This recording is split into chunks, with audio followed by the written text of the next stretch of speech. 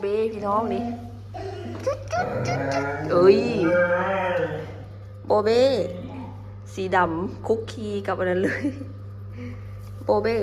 อะจูจูจูอะจูจูจูโบเบ้มาตอนหับแล้วนี่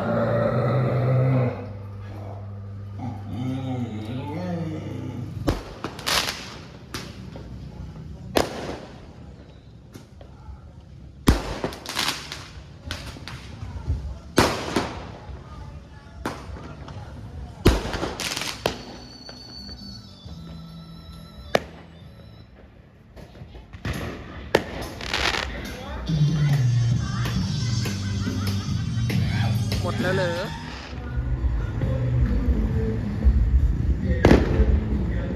แล้วว่าเซเว่นปะไปเซเว่นเขาเลย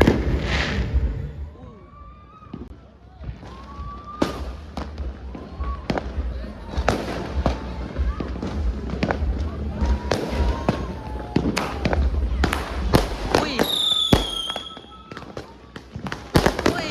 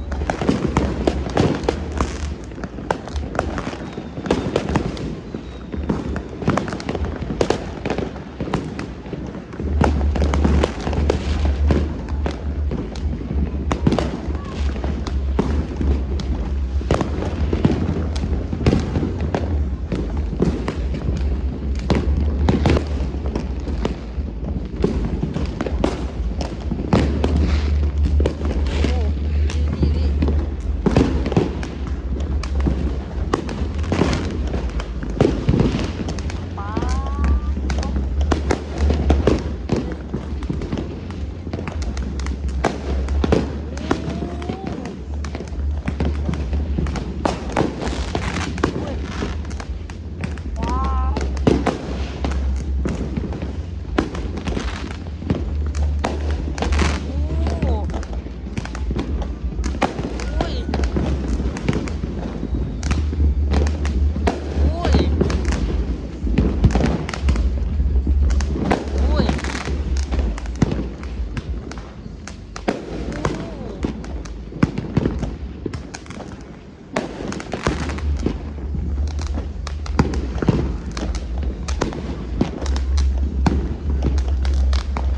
เดี๋ยวเรามาดูคู่กัน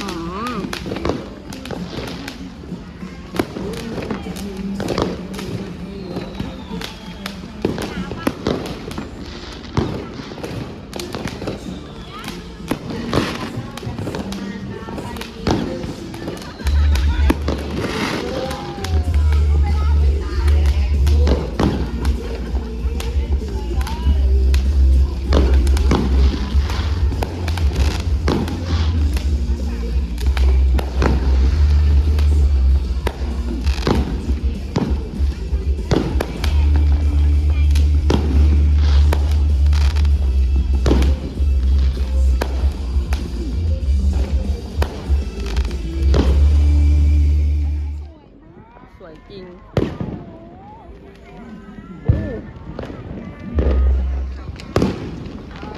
สวยมาก สวยพักขนาดเลยปุ่ม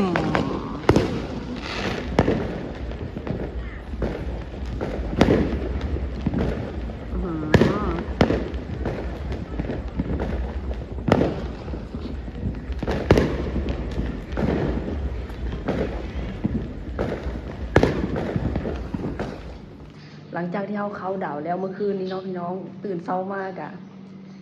ลงมาเบิ่งไก่ให้บ่อายเลยนี่ไก่พี่ชายตอนนี้เอากาชิพากันไปกินก๋วยเตี๋ยวเนาะมื้อนี้นงน้อยสิเว้าภาษาไทยแบบบ่ผิดพลาดพี่น้องก๋วยเตี๋ยวเส้นเล็กกุ๊กกุ๊กกุ๊กกุ๊กกุ๊กกุ๊กไปเดี๋ยวเราไปกินก๋วยเตี๋ยวกันเลย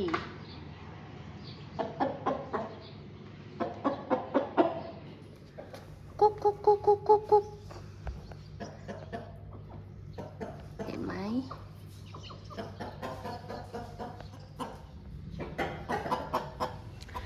มีดอกกุหลาบน้ำนี่สวยจังเลยน้องน้อยแบบมักแฮงพี่น้องดอกกุหลาบสีแดง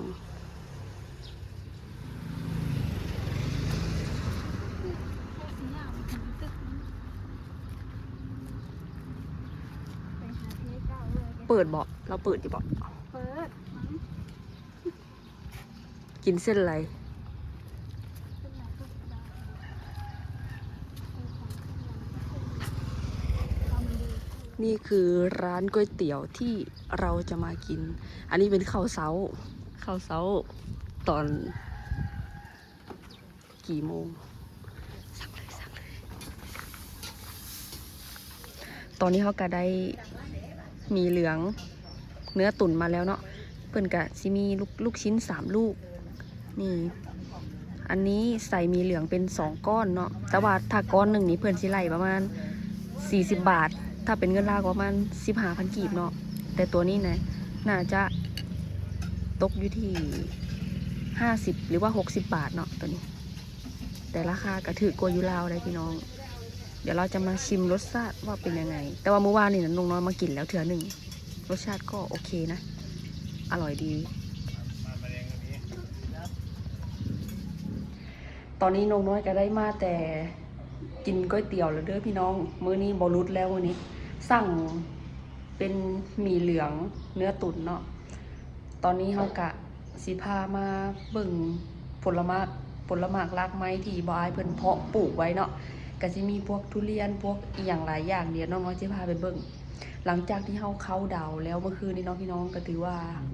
ม่วนเนาะเมื่อคืนนี้เพราะว่าเพื่อนร่วมงานของพี่ชายเพิ่นก็พากันมาสังสรรค์นิดหน่อยเนาะหลังจากที่เฮาเบิ่งเขาเจ้าจูดผุเรียบร้อยเลยครับไปนอนพี่น้องถือว่าอยู่ไทยเนาะแบบเปิ่นจุดผุแบบอลังการแฮงพี่น้องขนาดอยู่แถวสมุทรปราการยังส่ำนี้แล้วเนาะอยู่แถวกรุงเทพนะ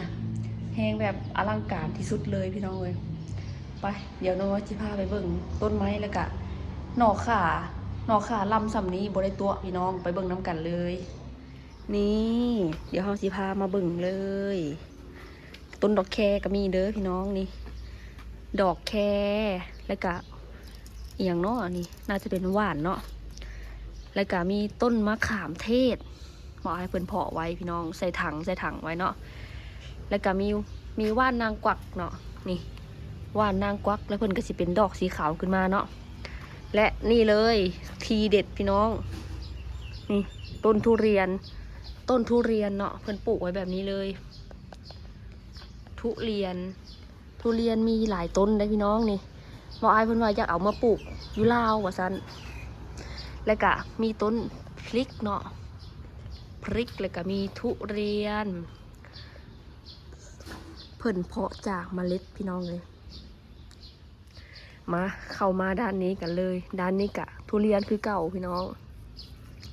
น่าจะเป็นพันธุ์หมอนทองเนาะตัวนี้เนาะนี่ข่าพี่น้องน้อยภูมิใจนำเสนอออกไปก่อนต้นบวบ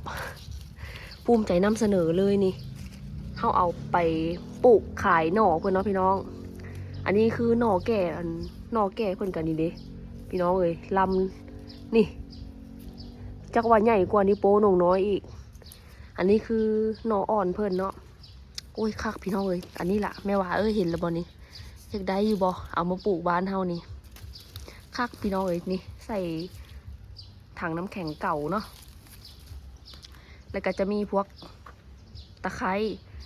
อันนี้มาได้ยังไงอันนี้เป็นมักนัดเนาะพี่น้องหรือว่าสับปะรด ต้นทุเรียนก็มีอยู่หลายต้นเลยพี่น้องเลยอันนี้ก็เป็นต้นมะเกี้ยงเนาะนี่มะเกี้ยงตัวเกียวต้องอยากได้ต้นนี้พี่น้องนี่ต้นตะกบเอามาปลูกให้ไก่ปลูกในสวนพักเนาะปลูกให้ไก่นี่พี่น้องเพิ่นออกมาแบบนี้นี่อยากได้ให้ตัวเกียวเด้ต้นนี้พี่น้องเลยตัวเกียวอยากได้มาดุนแล้วเนาะต้นตะขบเนาะกับประมาณนี้เลยพี่น้องเลยผลหมากรากไม้พี่ชายเนาะส่วนหลายเพิ่นสิเน้นไปทางทุเรียนเนาะ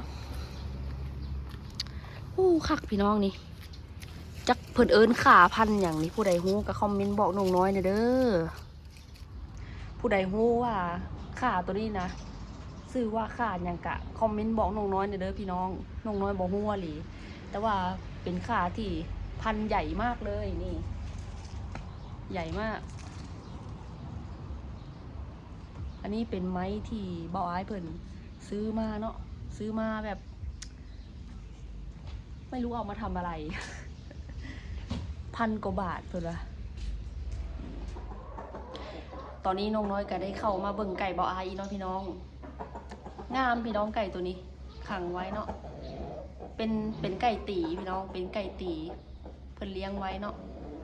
มักเลี้ยงไก่แล้วก็มักปลูกต้นไม้พี่น้องเลยสำหรับกินก๋วยเตี๋ยวมื้อนี้ก็ถือว่าแซ่บหลายพี่น้องถ้าใดนะของน้องน้อยนะประมาณ50 บาทเนาะถือว่าแซ่บหลายน้องน้อยนะอยากไปถ่ายคลิปอยู่ร้านลาบยะโสพี่น้องอยู่แถวนี้ก็มีอยู่2 ร้านเนาะถ้ามีโอกาสน้องน้อยสิลองไปถ่ายคลิปอยู่ร้านลาบยะโสเนาะเพิ่นจะเฮ็ดเป็นพวกลาบก้อยขมนี่นะน้องน้อยอยากลองกินเบิ่งจักเทื่อหนึ่งว่าจะอร่อยสมคำล่ำลือหรือเปล่ามาไทยต้องเว้าไทยเนาะพี่น้องก็คือน้องน้อยนะสิมักลุดภาษาลาวตลอดเลยแบบว่าเวลาที่เฮาเว้าภาษาไทยนะมันจะอะไร มันจะพูดไม่ค่อยออกพี่น้องเลยเพราะว่าเฮานะบ่เคยเว้าภาษาไทยแบบเป็นจริงเป็นจังเนาะแต่ตอนนี้นะน้องน้อยสีเฮียนเว้าภาษาไทยแบบเป็นจริงเป็นจังสักทีนึงเนาะเพื่อข้าเจ้าสิได้บ่ฮู้ว่าเฮาเป็นคนลาวพี่น้อง กุ๊กตอนนี้น้องน้อยกำลังสั่งขาตั้งกล้องมาเนาะพี่น้องขาตั้งกล้องแล้วก็ไม้ขาตั้งกล้องไม้เซลฟี่เนาะ2 in 1ในอันเดียวกันเลยสั่งในต่อเดี๋ยว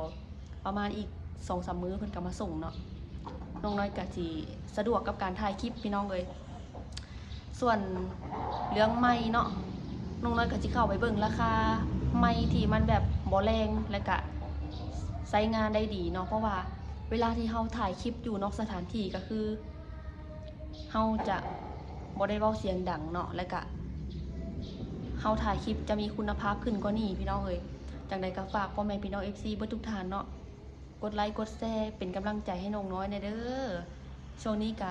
ถ่ายคลิปอยู่แถวนี้ไปก่อนพี่น้องเอ้ยเดี๋ยวน้องน้อยสิหาถ่ายคลิปใหม่ๆแล้วก็